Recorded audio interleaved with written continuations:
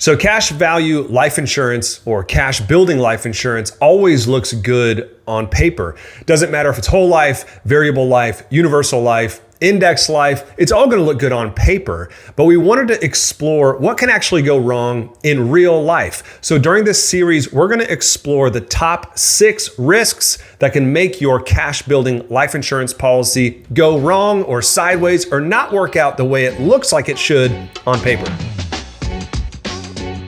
Hey, it's Matthew Decker with Cash Value Life Insurance Reviews. In this series, we're gonna go in order of least risky to most risky. And today we're starting with number 6, market risk and interest rate sensitivity. Now, some of you might be thinking market risk should be like the number 1 risk associated with these policies. And I disagree. Obviously, it's number 6, it's not number 1. The reason that we've listed market risk as the least risky of the 6 is because you can't control what's gonna happen in the market. And market risk is gonna function differently with different types of products. But generally speaking, as long as we have decent volatility in the markets, these cash building life insurance policies should perform reasonably well. And since you can't control what the market's going to do, that's why market risk shows up as number 6 and not number 1. The best thing that we can do to mitigate the risk associated with market fluctuations is make sure that we design the policy the right way so that we're maximizing the cash value, minimizing the death benefit, and therefore minimizing the fees and the commission on the contract. And if we do those things right, the risk associated with the markets not performing well is mitigated as much as is possible. Furthermore, market risk pretty much exists in almost every other investment vehicle that exists. In fact, we like to say, if there's no risk, there's no return. So if you're expecting to not take any risk, then you better be prepared for no return. You'll notice at the beginning of this video, I tied market risk to interest rate sensitivity.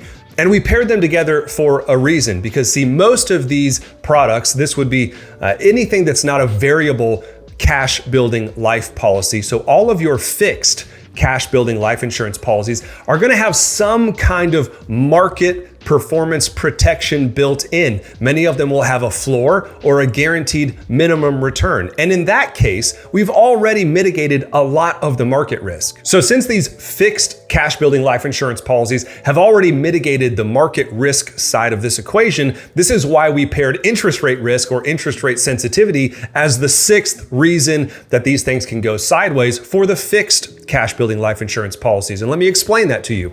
If interest rates go up, these cash building life insurance policies that are fixed, your caps, your rates, your participation rates, and your fixed accounts should all go up. And the opposite is also true.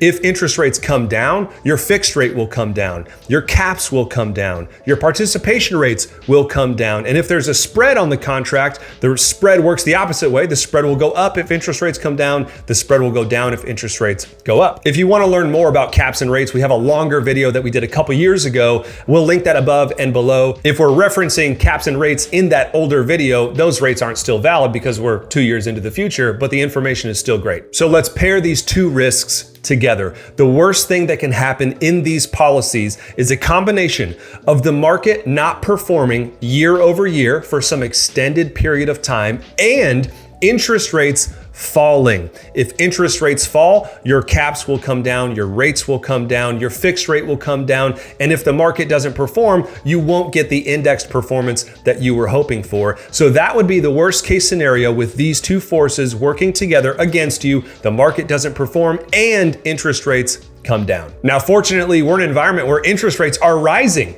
And so my personal opinion is these policies will continue to perform very well into the future throughout a rising interest rate environment. And they're a perfect alternative to investing in bonds, which will suffer in a rising interest rate environment. So that's the 6th risk, maybe the least risky thing about these policies that can make them go sideways: market volatility, market risk, and interest rate sensitivity. Next time, I'm going to be discussing the non-guaranteed elements of these policies.